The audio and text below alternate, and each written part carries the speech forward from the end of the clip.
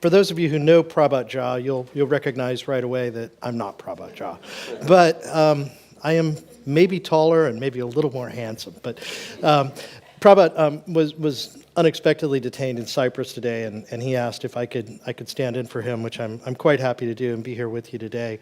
So I'm Bud Dar. I'm the Executive Vice President for Maritime Policy and Government Affairs at the MSC Group in Geneva. So there aren't a lot of us that are actually in the group, at the group level, that work across all the divisions, but I'm one of kind of a growing number as we try and normalize and consolidate some of the things that we do that have common interests. And maritime policy and government affairs is a good example. So that's what I do. My background briefly is I was a nuclear engineer in the Navy, and then went to the U.S. Merchant Marine Academy and became a deck officer there, and then served a career in the U.S. Coast Guard. Somewhere along the way, they made me a lawyer, and then I worked for a trade association that some of you may know of, the Cruise Lines International Association, for about 7 years, and I joined the MSC Group in Geneva about a year ago, doing a lot of the same things I did for the trade association, except for our company. So enough about me. I want to talk a bit about MSC Group as an organization. So it's funny, I was giving a speech in my home country, the United States, a couple of months after I took the job, and it was a very educated audience. It was a bunch of marine engineers and Coast Guard people from the maritime community, maybe 100 people in the room. And I said, here's my company, here's our logo. How many of you have heard of MSC? And it was less than a third of the hands in the room went up. And I thought, if I'd thrown out the name of our strongest competitor in the business, I'm pretty sure I would have got 100% go up. A lot of people really haven't heard about our company in any detail or recognize how broad our business is. But we have a cargo division where we're the number 2 cargo carrier. TIL, we have, the number keeps changing, but right now I think it's 53 joint ventures and container terminals around the world. Medlog, which provides the inshore component of intermodal transportation services. MSC Cruises, which is the most rapidly growing cruise line. We're number 4 in the world right now, getting ready to take a new ship next month. GNV, we're the largest RoPax operator in the Med. And we just ordered them 4 new ships in China. And SNAV, which is a local operator in the Mediterranean as well. So I work across all the divisions, and I feel very lucky to do so. As you can imagine, it's a fascinating, unique company to work for with that much diversity in what we do. So we're talking about almost 500 vessels, 200 routes, 500 port calls. I mentioned 53 terminals, 18 million TEUs carried, 480 offices. In my job, where I'm responsible for government affairs throughout the whole enterprise, 155 countries. That's a lot. It's more than definitely I can do on my own, and we're working on developing a more normalized process for coordinating that and also leveraging the strengths of the various divisions that we have to do that more effectively. Over 47,000 staff just on the container side. And to give you an idea of how we are not real top-heavy, at our headquarters in Geneva, there's only about 1,000 of those 47,000 on the cargo division. The passenger division, 14 ships, with the 15th coming, inshallah, here in 2 weeks. Over 2 million guests and 170 nationalities. It's kind of one of the strengths of our cruise brand. We're going to double our capacity by 2020 with this new building program we've got going, and triple it by 2026. We operate in 27 countries with as source markets, over 3,600 calls and over 17,000 staff. So if you add that together, just these 2 divisions takes you over 60,000 staff. It's a remarkably big operation that, again, a lot of people haven't heard of. We thought we would put kind of a specific spin on what I'm going to discuss with you today, and maybe narrow the focus a little bit on environmental sustainability and the work that we've done with our crew members to be sensitive to that, and also measure what we're doing with them and how it just fits in with our overall business plan. So to start with, those of you who've been in this business for a while, it'll come as no surprise that, contrary to what some people say, the shipping is a very heavily regulated industry. And just on the environmental side, you've got the Framework Convention of the Law of the Sea, MARPOL and its 6 annexes, the Ballast Water Convention, Anti-Foulance Convention, then local and regional requirements, sometimes at a subnational level. In the United States, California kind of thinks they're their own country sometimes and does things on their own as well. So you've got this very, very broad spectrum of requirements that not only do we have to operate under as enterprises, but we have to expect our crew members to be able to live into every single day, because we put it on them, they're on the front lines, and it's our responsibility as ship owners to make sure that they've got the tools and the support to do that and do that effectively day in, day out. We're counting on them, but we have to set them up for success, and that takes work and responsibility on our part to do that. Future regulations, because we're not done. Any of you that work in the environmental space, and I'm just using environment as an example today, lots and lots of things coming. You know, when 1 January 2020 comes around and we have the new sulfur requirements, there are a plethora of things that have to be considered. You know, there may be additional fuel switching, there may be new technologies on board that have to be utilized, there may be different fuel handling processes on board the ship. All that comes at an obligation to the ship owner to make sure, again, they've equipped the seafarers to be able to perform well, live into not only our expectations, but what's required for them to do their jobs professionally and responsibly. We can't just expect them to do it on their own. We have to step up and give them the tools. So those of you following carbon, and in Europe, it's a much more sensitive issue than it is in, say, North America. Since I relocated to Geneva, where my office is, about a year ago, I became acutely aware of how front and center that is in the public consciousness in a way that, frankly, it's not in North America, much lesser degree. But it's a really important issue here for a variety of reasons. I certainly believe it. My company certainly believes it. So what are we going to do to help our crew members do their part so that we as an enterprise can contribute to shipping as a whole, transportation as a whole, and society as a whole to solve this very complicated problem? IMO, I was pleased to be parts of that 10 years worth of negotiation. The last part was one of the best, where we actually brought to conclusion a strategy for how to really quantify what we're going to do with regard to carbon emissions from shipping in the short, mid, and long term. Some have referred to it as the Paris Agreement of the shipping industry. I think it is. I think that's a fair assessment, but now it matters, just like with Paris, where governments are falling a little bit short on their aspirational goals, sometimes a lot short on their aspirational goals.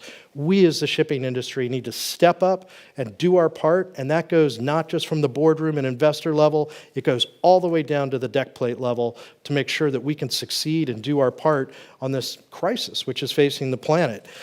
Ship recycling, the Hong Kong Convention, I had the either pleasure or torture of being the chairman of the drafting committee when I was a national delegate with the United States back in 2009 for that convention.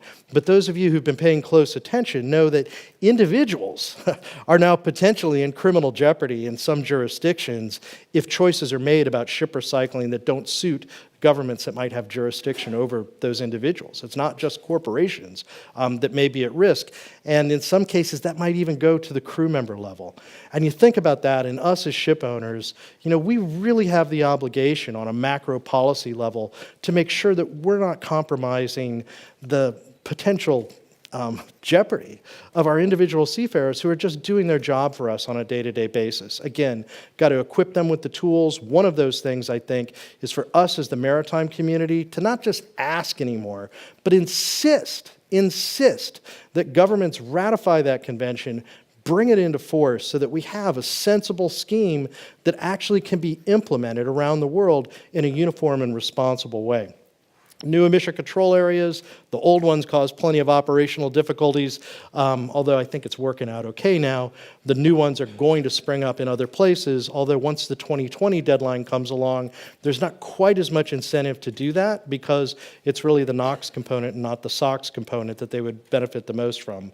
Gray water, the wastewater that's not sewage, that's got to be managed properly. More and more, that's getting increasing attention. I think we're going to see regulation in that area. it could require, probably will require a new annex to MARPL, so it'll take a little bit of time, but watch out. This is something where we really have to educate our crew members and give them, again, the proper tools to succeed day to day. And then polar operations, there's IMO Polar Code is now in effect, all sorts of operational things that come with that. Let's talk a little bit about my company. I'm fortunate to work for a company that is composed of genuine ship owners, and they really like fleet renewal. And when the time is right, they make investment decisions and they go with it. The MSC Oscar class was an example of that. Oscar, by the way, is grandson of Mr. Aponte, our founder, and son of the group CEO. Our ships are mostly named after family members and often children. And it's amazing to see children that are 7 or 8 years old involved in this enterprise that are almost jumping up and down with excitement about ships. It's one of the things that really drew me to this company. They're not abstract bankers or marketing people. They're people that love ships, and I love ships. So we built 20 of those, and then also along the lines of fleet renewal, we have a new order for 11 23,000 TEU vessels, which will be even more energy efficient, more technologically advanced.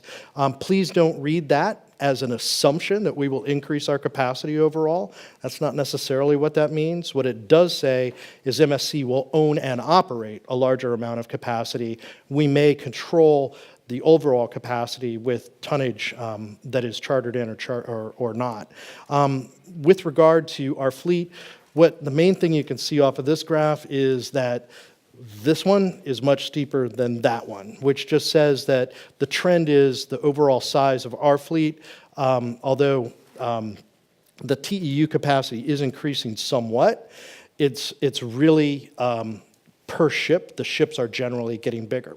And that in large part is driven by most of the major carriers really want to control more and more of the mainline services from Asia to Europe or Asia to North America. And it fits our business model as well. And you can see the results right here. So what are things that we've done specifically? Well, we've done not only the new buildings that I just mentioned, the Oscar class and the new 11 ships that we've got on order, but we've also retrofitted 250 container ships with green technologies, such as a new bulbous bow, and colloquially we call that a nose job in our sector, and also modified propeller systems with maybe fins on a boss hub. Also, I'll show you in a moment something else we've done. 30% of our fleet can receive shore power on the cargo side, which is a pretty big commitment if you think about it. And also, we've installed advanced anti-fouling coating systems that are foul release rather than anti-fouling. So they're more environmentally friendly. They're more sophisticated. They're more expensive coatings. You have to watch how you maintain them, but they really can make a great difference and improve the energy efficiency on the ships while providing probably better level of ecological protection for the environment. Ballast water management systems, we've made a big commitment there as well. And we've been in a retrofitting program for 5 years, well in advance of the requirements of the convention by IMO. Just one last item there that set an EEOI of 7. Internally, we measure carbon by Energy Efficiency Operational Index.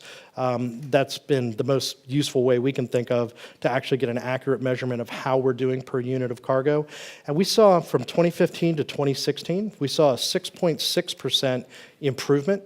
And we're just about to publish our 2016 numbers. In 2016 to 2017, we got almost another 5% in a relatively down market in 2016. So I think we're making real progress there, but it's got to be a work in progress. You never finish this. Really, it goes to our ethos as a company that we're strongly committed for realization of the UN's 2030 Agenda for Sustainable Development. We're a signatory to the UN Global Compact, which we take on certain special obligations in doing that, which includes supporting the 2030 Agenda. And it is a really good way to align public and private expectations and turn some of the aspirations of governments into things that industry really can do to operate in a more sustainable way. And it includes areas of human rights, labor, as well as environment and anti-corruption. Human rights and labor, just really go right to the heart of what it means to be a responsible employer in a modern business community.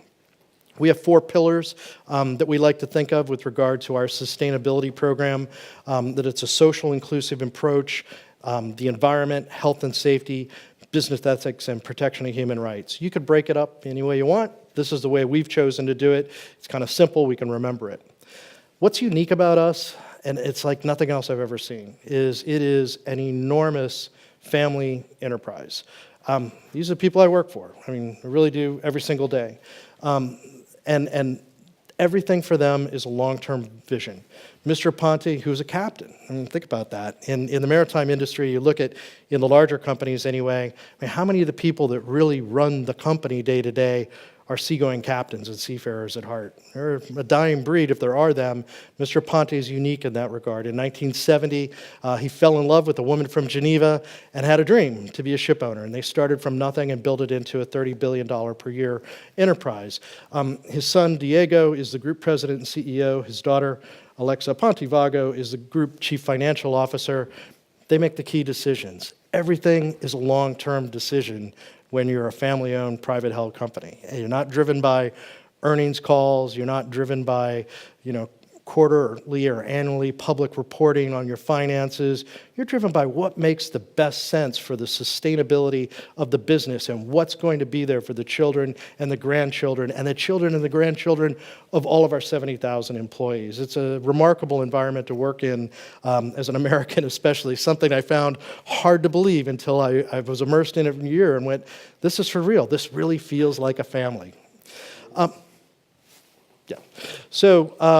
Our family values, which center on that, starts with that we're a family company. Some basics there. I'll talk very quickly about crew training. I know that's what you're most interested in. We measure. Every 2 years we measure. We got great results. We found that, and the maximum on this is 7. So in the things we really wanted to score the highest on CSR areas, we got well into the high 6s. So for example, that they get that environment protection is a foremost priority, that it's their responsibility, and that we're doing better than our competitors when it comes to that. And there were 5,000 crew members surveyed there. Crew retention, something we're also very proud of. We have a 98% crew retention result in 2017 based on the Intertanko method. We believe very much in investing in our people. Our people are our strength, not necessarily our processes. It's really the people that we have, both at the management level and then at the shipboard level as well. Environmental awareness is one of our biggest focuses. We have in-house training on exactly this topic, which is mandatory for all of our seagoing staff, and it permeates everything we do day to day. We've limited the amount of equipment. So for example, oil content meters, we have 2 throughout our whole fleet. On the cargo side. We have 2 ECDIS systems throughout the whole fleet. So we make, again, easier to train and equip the seafarers to succeed in their day-to-day work. Same with ballast water treatment. We have a very large number of installations on this, but we went with 2 vendors to keep it simple so we can train them properly, equip them to win, and do their job day to day. Like many others, we use simulator training, nothing terribly novel other than we put them close to where our staff are home-based. Harbor maneuvering plans, not so much environmental, but very important that we give them the tools, particularly for places they haven't been to before. We have those throughout our entire fleet. Every port that they're going to visit, they have that provided by the company. We've also created leadership training for all of our officers, and they love it. They're really, really happy to participate in this, and you give them those skills that go beyond the technical that they tend to learn in maritime schools. I mentioned anti-fouling codes. One thing I think is kind of cool, I love paint. I'm an engineer at heart. We paint our propellers, and it's worked really, really well. A lot of people aren't doing that, but it's saved us a lot on maintenance and increased the energy efficiency quite a bit. Also monitor on a day-to-day basis remotely slip calculations so that we emphasize energy efficiency not only to us, but to the ship itself. Weather routing, both safety and environmental purposes, it makes sense, and minimizing idle time so that we train the crews that don't hurry up and wait. Do not hurry up and wait. Get there on time, go the right speed optimization. That's all my prepared remarks. Hopefully I came close to 20 minutes. And I thank you all for being so attentive. It's my pleasure to be here today, and apologies from Prabhat for not being able to join you.